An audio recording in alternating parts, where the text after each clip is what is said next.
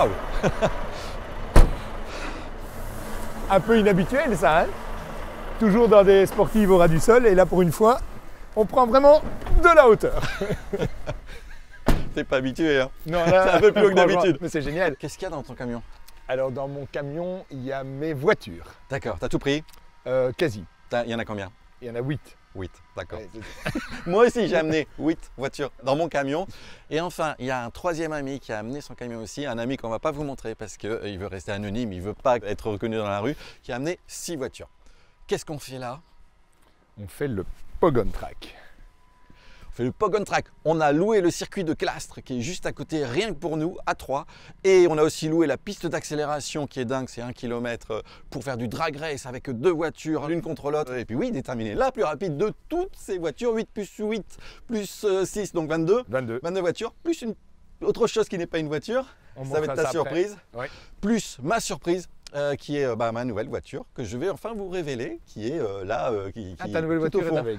Ouais, tout à fait. Daily Supercar. Ah, tu vois. Ok, bon, surprise. Donc, Donc c'est plutôt pas mal. Puis je dirais même que c'est plutôt unique, que ça s'est jamais vu. 3 amis, 3 petits Belges qui se réunissent, qui kiffent et qui vous font kiffer aussi. C'est vraiment le but. Voilà, on va tout donner. Passion, partage, échange, et vraiment le but c'est de vivre une belle aventure, et on espère bien évidemment un Pogon Track numéro 2 avec les arrivées suivantes, etc. parce qu'il y a encore du lourd qui arrive. Donc vous ne pouvez pas être là, peut-être que pour le Pogon Track 2, eh bien, on pourra ouvrir les portes et vous pourrez être là, mais toujours est-il que on espère. Hein, ouais, on espère à fond. Vraiment, on aimerait vraiment. Mais c'est comme si jamais vous étiez ici avec moi, parce que j'ai vraiment déployé la grosse artillerie en termes audio et vidéo. Tu as un FPV, tu as un drone, tu as des caméras Sony, tu as 25 GoPro, etc. Oui, non, il y a du matos.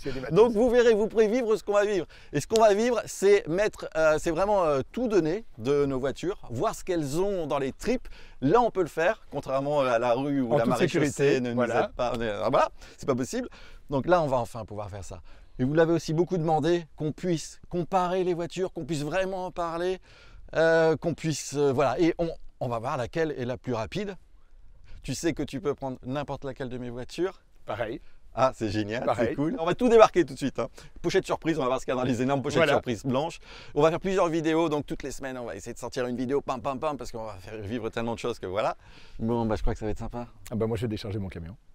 Tu vas décharger toi-même? Oui. Tu vas pas laisser... J'ai un super chauffeur là qui me guide et tout, on fait ça à deux, vite fait bien fait. D'accord. Moi, c'est mon chauffeur, il est spécialisé là-dedans. Ah c'est très bien. D'accord. Donc voilà, pour rappel, Emmanuel est un petit peu maniaque. Moi j'ai un petit peu angoissé là. Toutes les voitures dans le camion, ça va. C'est ça. Vous savez, rouler à 300 km/h sur la piste d'accélération, ça me dérange pas. Ça me dérange pas. Mais par contre... Mais les voitures à 2 cm dans le camion et tout, ça c'est... un peu difficile. Oui, bon. C'est quelques Xanax là. Mais voilà, on va débarquer tout ça. Alors Philippe, on ouvre ce camion là.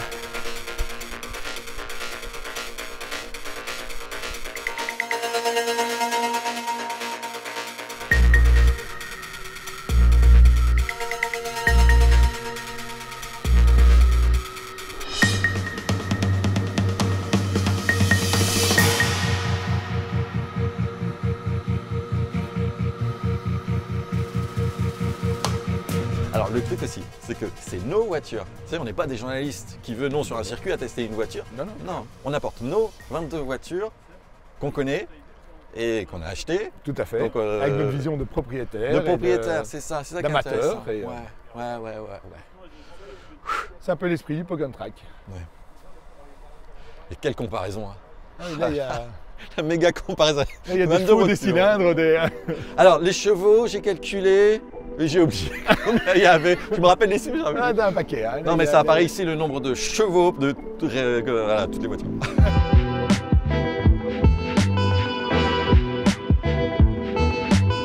Alors, Emmanuel commence avec une Taycan Turbo S, donc la plus puissante des Taycan.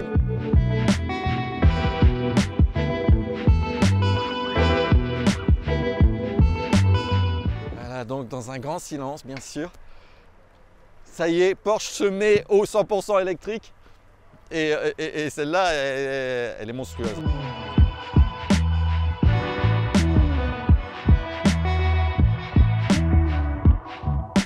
Donc on va enchaîner avec ma Ferrari Pista Spider. Oh merde. Alors donc 720 chevaux, 770 Nm de couple. C'est une voiture, il n'y en a vraiment pas beaucoup. On n'a pas de chiffre exact, Ferrari n'a pas donné le nombre de la production exacte, mais c'est une voiture limitée exclusive. Attention, on va l'entendre.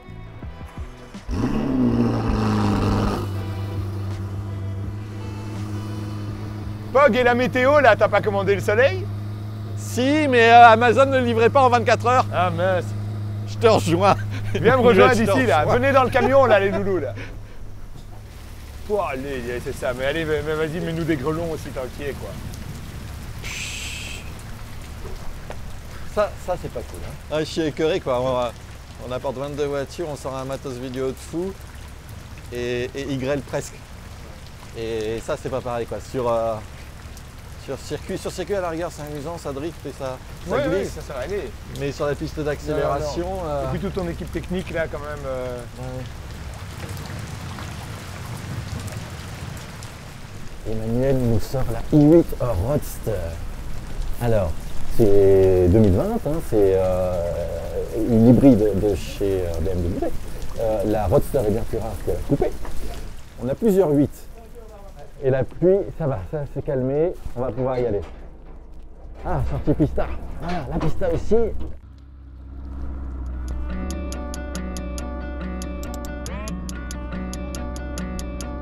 Regardez ce blanc.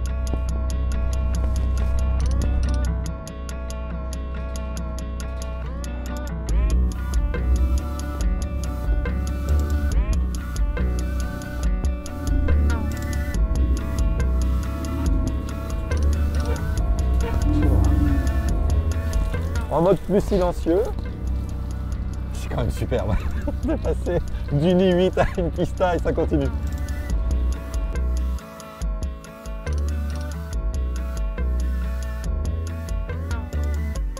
Et toi tu as 20 ans et 6 ans d'expérience déjà en FPV. Exactement. Tu es déjà un pro, tu es déjà l'un des meilleurs en France en FPV. Certains le disent. J'espère pour toi.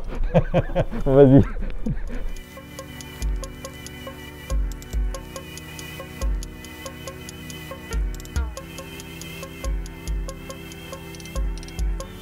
GT3 RS. Génial. Moi qui n'aime pas trop les Porsche, là j'avoue que c'est pas mal.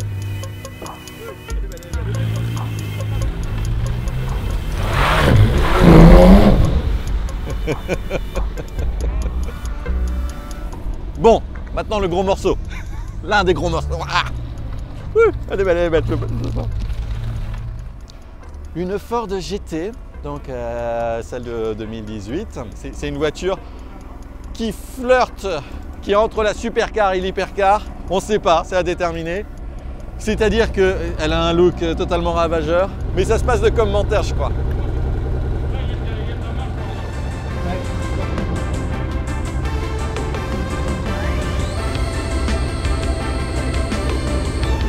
Et donc là on est dans une voiture, vraiment c'est une voiture de course quoi. Ici, quand on regarde, il y a de l'air qui passe. Au milieu des feux. Deux énormes pots. Bon, pour l'instant, le V6 ne sonne pas beaucoup. On va voir qu'est-ce que ça donne sur circuit. Parce que toutes les autres voitures, c'est du V8, V10, V12, électrique, flat 6 pour les Porsche. Et là, voilà, du V6. Le voilà, le V6.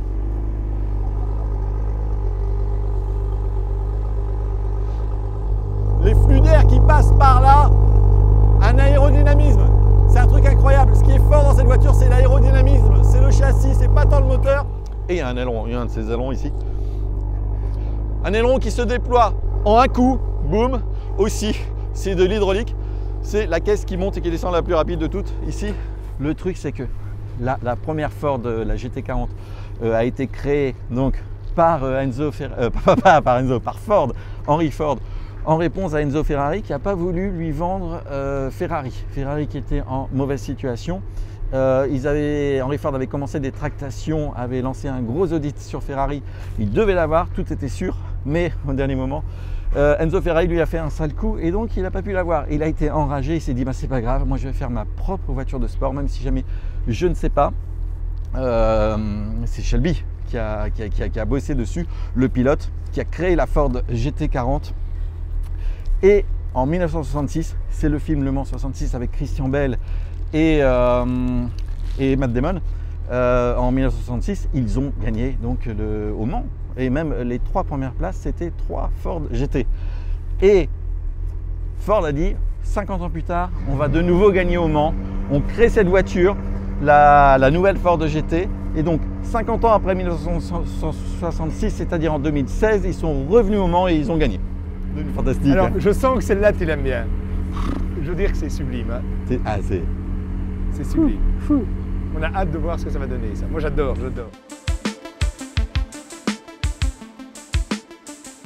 Allez, Cayman GT4, c'est parti. Ma seule voiture que j'amène en boîte manuelle. On la descend, mais parce que en fait, j'en ai que 2 en boîte manuelle et il y en a une que j'ai pas prise. Je la garderai pour le Pog On Track numéro 2, c'est ma 512 TR. Bon, il faut déjà un petit peu planifier. On descend le plateau un peu plus bas ou j'essaye de le faire avec un petit jump? Un petit jump? Allez, ok, c'est parti pour le petit jump. C'est le retour du soleil. Voici la McLaren, ma MacPog, la 675 LT, 675 chevaux. C'est une voiture que j'ai depuis 4 ans et c'est une voiture qui est faite pour la piste parce que McLaren, ils sont réputés pour faire des voitures qui sont très précises, très technologiques et vraiment adaptées à la piste. Cayman GT4. Cayman GT4. Boîte manuelle. Boîte manuelle. Personnalisation EH0601. Exactement. Et normalement, un chouette petit engin pour circuit. Ah oui. Et comme là, ce n'est pas un circuit très rapide, je me demande si elle ne sera pas bien à son aise ici. Ça fout les boules quand même.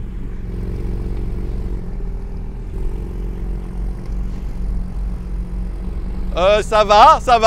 Attention à celle-ci, elle n'a pas de lift. Hein. Encore? Ça va là. Stop, c'est bien comme ça va.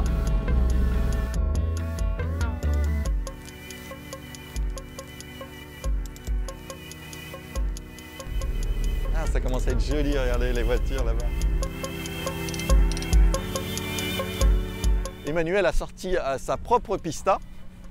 Donc en fait, il a quasiment la même que la mienne. C'est le même blanc. En fait, on a discuté pour la configuration. Il m'a indiqué un plan qui est superbe. Et là qu'on voit très bien le Bianco Sanae. Regardez un petit peu les reflets. Waouh! C'est joli. Emmanuel, toujours homme de goût. Il a pris du carbone bleu, du plus bel effet. Bon, après, personne n'est parfait, donc il a pris les jantes dorées. Sinon, bah voilà, ce sont les sœurs jumelles. Mais alors, c'est le plus beau moteur que j'ai vu en fait, avec ce carbone bleu comme ça. Enfin, plus beau. Ah, la MacPog, allez, on va voir un petit peu la MacPog. J'ai passé 8 mois à configurer cette voiture, donc je suis vachement fier de la couleur qui s'appelle Lantana Purple, qui est une couleur particulière. 8 mois à configurer parce qu'une fois qu'on l'a acheté, on a encore du temps avant de définir les spécifications de la voiture. Et à un moment, elle rentre en production et donc on doit le dire. Et là, tout se passe très vite à partir de ce moment-là. Regardez par exemple l'aileron tout en carbone. Pog, viens voir là, on décharge ta McLaren préférée là. C'est une voiture que j'aime particulièrement, celle-là. C'est une voiture de notre ami, donc, qui n'appartient ni à Emmanuel ni à moi. Et je crois qu'elle va être monstrueuse sur la piste. Et Pog a dit qu'il adorait la 765 LT. Bon, moi qui mine de rien suis amoureux de McLaren, et ben là c'est la meilleure McLaren en termes de performance, en termes de beaucoup de choses. Bon, il y a des P1 et des C1. Celle-là, elle passe tout juste. Hein. Oh.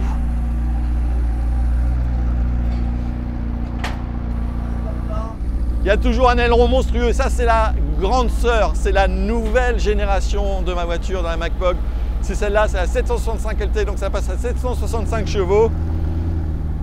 On retrouve les caractéristiques, c'est plus complexe, c'est plus puissant, c'est plus beaucoup de choses, c'est le même poids exactement et c'est très léger, et c'est ça aussi qui est bien. Ça doit être à sec, ça doit être une tôle 350 et c'est l'un des avantages aussi de McLaren, c'est le poids. Plus une voiture est légère, plus il y a de plaisir, moi je trouve. On entend aussi la sonorité, on entend tout, il n'y a pas d'insonorisation, donc on entend tous les petits cailloux qui ricochent et les portes.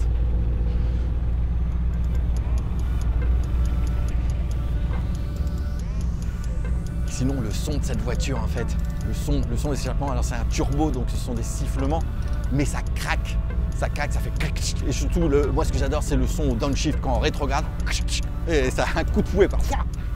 Regardez, AMG GTR.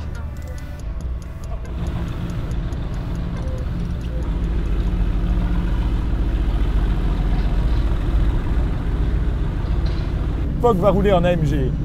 Ah bon? Ouais, tu vas voir, ça. D'accord. C'est quoi ça? Ça a énormément de caractère. Ouais. Le moteur est fabuleux. 4 litres V8 bourré de coupe, puissant, avec un bruit invraisemblable. Avec une bête caractérielle ici qui part dans tous les sens, on va bien aimer. Ah d'accord. J'adore l'intérieur, j'adore le look de cette caisse. Mais il paraît que tu m'as dit qu'elle n'était pas évidente sur piste. Ici, sur le mouillé, c'est chaud. Ouais. Sur le sec, ça va très fort. Ouais. Sur le mouillé, ça balance pas mal, quoi. On va tester, hein. On est là pour ça, c'est bon?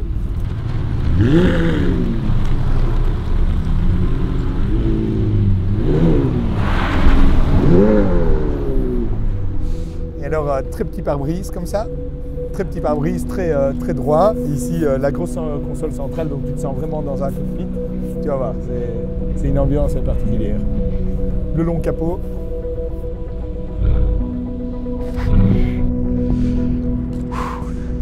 Exceptionnel, hein? Quelle chance on a de vivre ça entre amis, c'est ça qui est bien. C'est pas la taille des voitures, c'est pas le nombre de voitures qui compte, c'est même pas la voiture qui compte, c'est l'amitié qui compte. Et la passion, et partager une passion.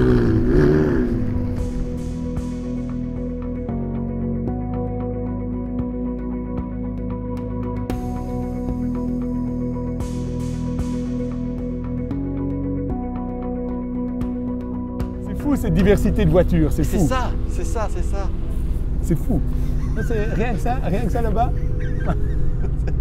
Mais tu sais, le salon de l'auto, tous les salons de l'auto sont annulés, donc on est obligé de le faire avec les moyens du bord, quoi. On l'a déjà sorti. On l'a déjà sorti, c'est vrai.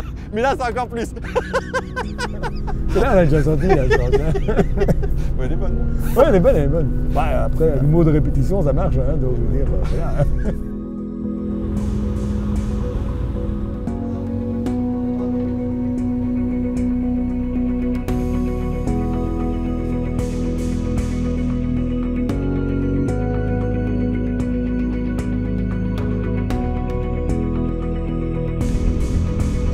Bon, 812, super fast, super POG, V12 Ferrari en voie de disparition, avec un son de fou, 800 chevaux quand même, sur les roues arrière, propulsion. C'est une voiture qui impressionne beaucoup, qu'il faut conduire avec délicatesse parce que bon voilà. Et c'est une GT en fait. GT, ça veut dire que Grand Tourisme, c'est fait pour faire de la route. Il y a beaucoup de place pour les bagages. Quand on a les bagages, d'ailleurs j'ai reçu mes bagages mais je ne les ai toujours pas utilisés. C'est une Ferrari propulsion, 800 chevaux sur les roues arrière. Donc a priori ça n'a pas grand chose à faire sur un circuit. Mais en fait si, en fait je suis sûr qu'elle est super amusante. C'est une voiture qui est très impressionnante. C'est une voiture qui fait peur et c'est vrai qu'il faut doser. Et là on va pouvoir avoir la grande classe sur circuit et la grande classe en accélération. Ça va être monstrueux.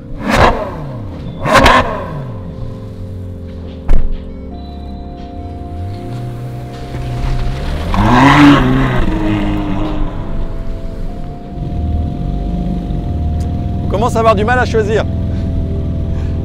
Ah bon, voilà, ça c'est aussi une pièce du chef Emmanuel, la GT2 RS. Bon, voilà, je m'y connais pas beaucoup en Porsche, c'est Emmanuel qui va pouvoir vous en parler. Si ce n'est que ça, c'est une Porsche qui est rare, qui est exclusive, qui est tout axé performance, qui n'est pas tant axé. Moi j'ai l'impression que la GT3 RS est axé plaisir, sensation. Là, elle a peut-être moins de sensations, mais alors c'est un monstre de performance. Et elle risque de faire très fort dans nos comparaisons. Ah, c'est joli l'intérieur rouge comme ça. Tu vas voir ça. C'est joli, tu n'auras pas trop le temps de le regarder. Ouais, on verra. Hein. On verra. Non, mais elle est pas mal, mais comparé à une Ferrari, c'est pas grand chose. Ouh, coup, ça commence... T'aimes bien l'arrière parce que c'est ce que tu vas voir le plus, hein. Regarde un peu là.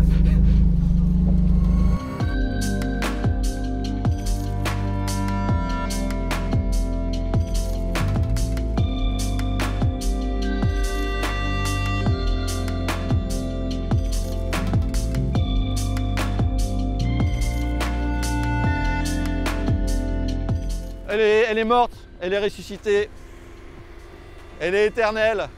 C'est la Mini GP. Elle fait 306 chevaux, pas mal pour une mini traction. Après avoir été accidentée, vous avez suivi l'histoire, là elle a complètement un nouveau toit. Elle a allez, on va 60% de la carrosserie qui a été remplacée. Les sièges ont été conservés, le moteur même a été remplacé. Mais elle est encore là, plus que jamais. Et elle ne va pas me tomber dessus, ça va pas mal se finir. Donc une voiture, j'ai beaucoup d'amour pour elle. Je pense qu'elle sera bien adaptée à ce circuit qui n'est pas énorme, qui est nerveux. C'est la voiture que j'ai choisie parmi toutes mes voitures, c'est celle que j'ai prise pour mes vacances en été dans le sud de la France. Et j'ai un souvenir ému quand je me faufilais dans les petites routes par là, c'était vraiment très chouette. Bon, allons assister. Magnifique ces gens dorés, c'est un gentleman de bon goût ça. Oui. Écoute, ça c'est la dernière Turbo S.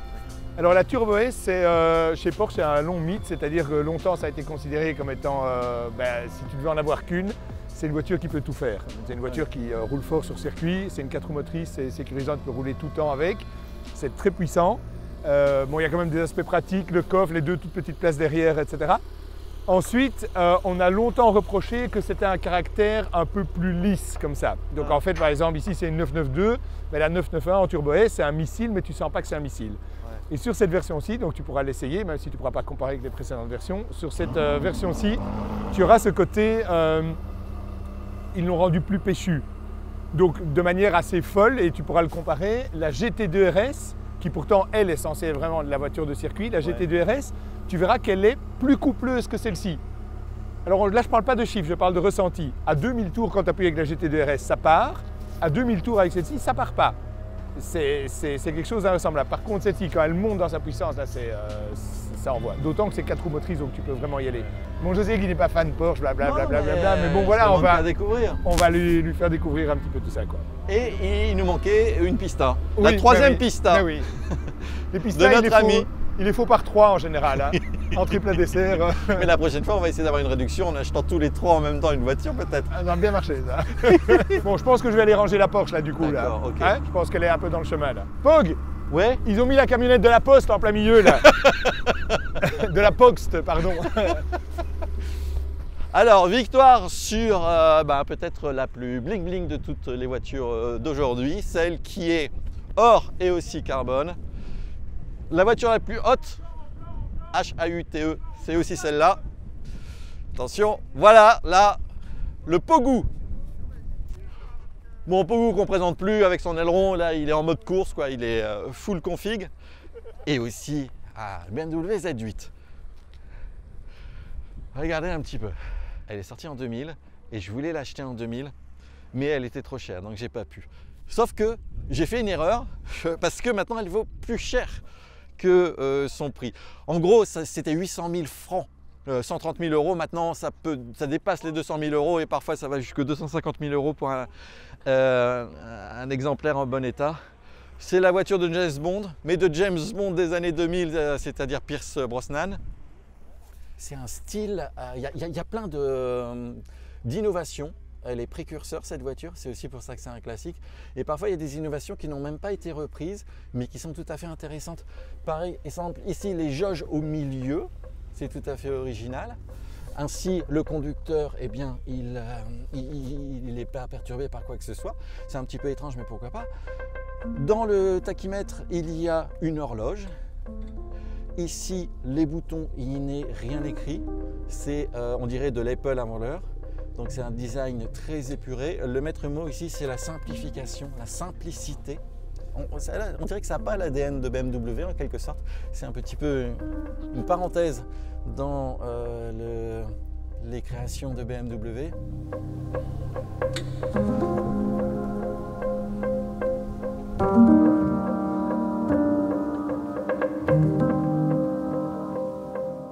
rester dans les V8 moteur central arrière de chez Ferrari. La 360 Challenge Stradale. C'est la même chose que la Pista, mais c'est 4 ou 5 générations derrière. Elle a un son légendaire.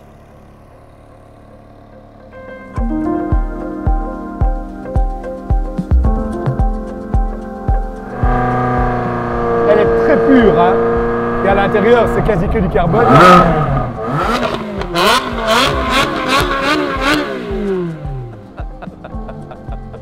Tu t'y attendais, toi, hein? Je te l'avais dit, je t'avais dit, celle-là, je pense que c'est celle qui va le plus gueuler de toutes. Alors voilà une autre au niveau son qui se défend pas mal. Regardez un petit peu son look, là, ses yeux dans l'obscurité. La Poctador. Une Aventador, donc la première génération d'Aventador. 700 chevaux, 4 roues motrices. Bon, elle a bien vécu, ma Poctador. Bon, récemment, elle était dans un hangar, j'ai fait un launch control avec. Elle fait des flammes de 1,50 m. Je l'amène au rasso de Paul Walker. Il y a tous mes rassos, elle est toujours là. J'ai fait le gumball avec, etc. Je l'ai aussi en miniature avec un covering qui était détesté au début, mais maintenant qui est adoré, donc c'est cool. Ça, c'est mon covering préféré de l'histoire du covering. De l'histoire, à travers les âges et tout, depuis la grotte de Lascaux. C'est mon truc que je préfère. Je l'adore. Depuis la grotte de Lascaux. Voilà. Le covering de la grotte de Lascaux était pas mal. Oui, il était pas mal.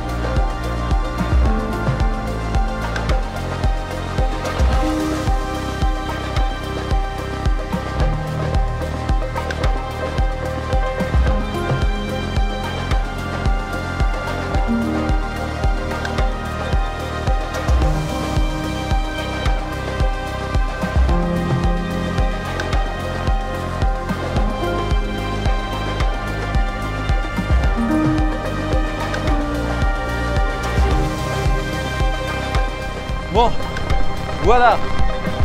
Les camions sont vides. Ah, le mien, il est vide, là. Ça, le tien, en tout cas, il est vide. Il est vide. Celui de notre ami, il est vide. Et le mien, il est... Ah non, il reste une voiture. Et alors que la pluie se remet à tomber, malheureusement. Mon délit. Le voilà, il est là. Ah, c'est un délit. Bah écoute, là, dans le noir, je vois pas ce que c'est. Voilà, je vais vous montrer un petit indice. La suite au prochain épisode. On va tout vous partager, il y aura tout plein de vidéos. Et déjà, la prochaine vidéo de la semaine prochaine, c'est présentation complète de mon délit. Oh, le teasing, le teasing. Bienvenue sur le Pog On Track.